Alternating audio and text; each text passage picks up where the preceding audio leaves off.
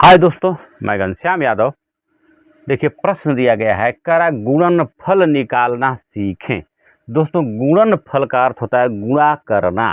जब दो अंक दिए गए हों तो उनके आपस जब गुणा किया जाता है तो जो फल प्राप्त होता है, यानी गुणा करने के बाद जो आंसर आता है उसे हम कहते हैं गुणनफल।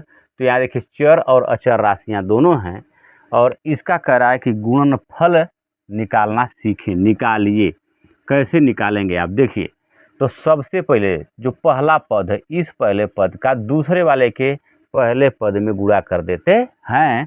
तो चर राशि का चर राशि में और अचर राशि का अचर राशि में। तो देखिए, अब 4x का हम 3x में जब गुणा करेंगे तो देखिए, चर राशि का अर्थ होता है जिसका मान चलता फिरता हो, बदलता रहता हो। तो चर राशि कौन सा है? यक्स। यक्स का मान कभी 2 हो सकता है, कभी 5 हो सकता है, कभी 5000 हो सकता है। लेकिन अचर राशियाँ जो होती है ये अंक होते हैं। तो हम अचर राशियों का अचर राशियों में पहले गुणा कर लेते हैं। तो 4 का गुणा 3 में करेंगे तो 4 तिया 12। यक्स का यक्स में गुणा कर दिए तो यक्स स्क्वायर। देखिए, इस यक्स का पावर कुछ नहीं अर्थात 1 है, इस यक्स का पावर कुछ नहीं अर्थात 1 है। तो जब गुणा करते हैं सेम पद में, सेम अक्षरों का, सेम चर राशियों का, तो जो उसका घात होता है उस घातों को हम जोड़ देते हैं। जिसका बेस बराबर हो, आधार बराबर हो, सेम हो, तो उनके घातों को केवल जोड़ देते हैं। कब? जब गुणा कर रहे होते हैं तब। तो देखिए, हो जाएगा 12x स्क्वायर। अब इसके पहले पद को हम इसके दूसरे पद में गुणा करेंगे। तो देखिए, हमारा हो जाएगा जो चर राशियां हैं, चर राशियां देखिए, यहाँ पर चर राशि नहीं है, केवल यक्स है। और अचर राशि जो 4 है, यहाँ पर 5 है। तो लिख लेंगे। देखिए, इसके पहले प्लस का चिन्ह, इसके पहले कोई नहीं चिन्ह होने का मतलब है कि ये भी प्लस है। तो प्लस का प्लस में गुणा करेंगे तो हमारा हो जाएगा प्लस। 4 का गुणा 5 में करेंगे, 4 पचे 20। यहाँ पर यक्स है तो केवल यक्स को लिख लेंगे। अब देखिए, इसके पहले पद का हमने इसके दोनों पदों में गुणा कर लिया। तो अब जो पहला था, पहले के जो दूसरा पद है, इसका इसके पहले पद और दूसरे पद में बारी बारी से हम गुणा करेंगे। तो देखिए, यहाँ प्लस, यहाँ कोई नहीं चिन्ह का मतलब प्लस, प्लस का प्लस में गुणा कर दिए तो प्लस।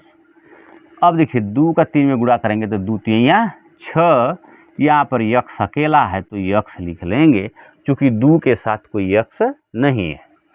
अब देखिए, इसका अब जाएंगे इसके दूसरे पद में, इसके दूसरे पद से दूसरे वाले के दूसरे पद में गुणा करेंगे। लेकिन प्लस का दोनों में देखिए चिन्ह है तो प्लस प्लस गुणा कर देंगे तो प्लस, और 2 का गुणा करेंगे 5 में तो 2 पचे का 10। अब देखिए, हमारा यहाँ सबसे बड़ा घात हो गया 12x स्क्वायर। अब इसमें देख रहे हैं कोई x स्क्वायर नहीं दिखाई दे रहा है, तो हम इसको जैसे का तैसे लिख लेते हैं, ये एक्स स्क्वायर। अब देख रहे हैं यहाँ पर कि 20x और 6x, यक्स के गुणांक एक बार 6 है और यक्स का ही गुणांक एक बार 20 है। तो इन सेम पद वालों का क्या कर लेंगे, हम जोड़ लेंगे। तो 20 और 6 कितना हो जाएगा हमारा 26, यक्स की जगह पर केवल यक्स। देखिए, यानी यहाँ पर 20 यक्स है और यहाँ पर 6 यक्स है। यहाँ 6x है, यहाँ 20x है, जोड़ेंगे तो 20 6 26x।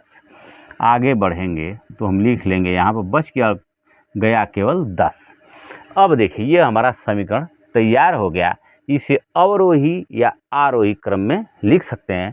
अवरोही क्रम का अवरोही का अर्थ होता है घटते हुए क्रम में। तो देखिए, सबसे बड़ा घात यहाँ है, फिर उसके बाद छोटा घात यहाँ पर है, ये अवरोही क्रम हो गया। इसे आप आरोही क्रम में भी लिख सकते हैं, जैसे या लिख सकते हैं इसे आरोही क्रम में। सबसे पहले 10 को भी लिख सकते हैं, प्लस 26x को, और जो है 12x स्क्वायर को भी लिख सकते हैं। तो दो अंकों का जब हमने गुणा किया तो हमें प्राप्त क्या हुआ, 12x square plus 26x plus 10, या 10 plus 26x plus 12x square. यही क्या हो गया, गुणनफल हो गया, गुणनफल। और यही हमारा आंसर हो गया। देखिए, दिया गया है करा गुणनखंड फैक्टर, गुणनखंड निकालना है 24 का 40 का। जैसे देखिए, 24 दिया गया तो इसका करा गुणनखंड, अंकों में से खंडित करने की बात कर रहा है।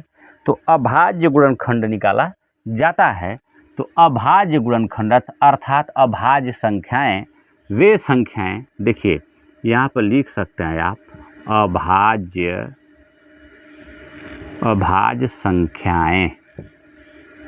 संख्याएं अभाज्य संख्याएं किसे कहते हैं पहले जान लीजिए। वे संख्याएं जो एक और अपने अलावा किसी से ना कटें। किससे कटे? केवल एक से कटे और अपने आप से कटे। तो एक को दोस्त हम नहीं लिखते हैं इसलिए कि चूंकि एक से तो सभी संख्याएं कटती हैं, लेकिन जैसा का तैसा ही रह जाती हैं, जितनी रहती हैं उतनी ही रह जाती हैं। तो उसे हम जो है अभाज्य संख्या में नहीं लिखते हैं। और अगर आप लिखना चाहते हैं तो लिख सकते हैं। देखिए एक से कटेगा, और देखिए यहाँ पर जैसे 2 है, 2 केवल 2 से कटेगा और 1 से कटेगा। तो 1 से कटने के बाद भी 1 दूना के 2 अर्थात 2 ही प्राप्त हो जाएगा। इसलिए हम 1 को अभाज्य संख्याओं में नहीं रखते हैं। जैसे देखिए 2 हो गया, 3 की भी देखिए वही स्थिति है, 5 है, 7 है, 11 है, 13 है। ये ऐसी संख्याएं हैं जो केवल अपने आप से कटती हैं या 1 से कटती हैं। तो ये अभाज्य संख्याएं हैं। तो अब करा कि गुणनखंड ज्ञात कीजिए, गुणनखंड निकालिए 24 का। तो देखिए 24 का हमें खंड करना है ऐसी संख्याओं से जिससे ये खंडित हो जाए। तो देखिए सबसे पहले हम 1 से कटाएंगे। 1 से कटाने के बाद तो संख्या 24 जैसी की तैसी रह जाती है। इसलिए 1 से न लिखकर हम पहले क्या कर लेते हैं, 2 से ही चेक करते हैं। देखिए तो 2 एकम 2 और 2 दूना के 4, 12 हो गया। फिर आप 2 से कटा सकते हैं, 2 छक्का 12, फिर 2 से कटा सकते हैं, 2 तियां का 6। अब यह 3 2 से विभाजित नहीं होगा, नहीं कटेगा, भाग नहीं जाएगी, तो हम 3 से कर लेंगे।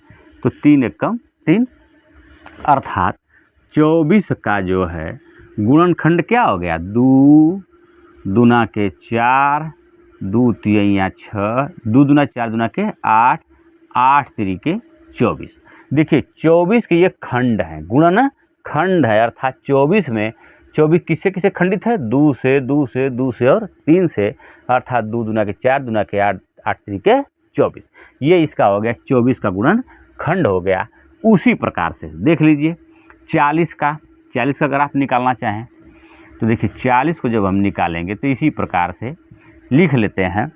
40 को पुनः 2 से चेक करेंगे। देखिए 2 से तो 2 दूना 4 अर्थात 20 हो गया।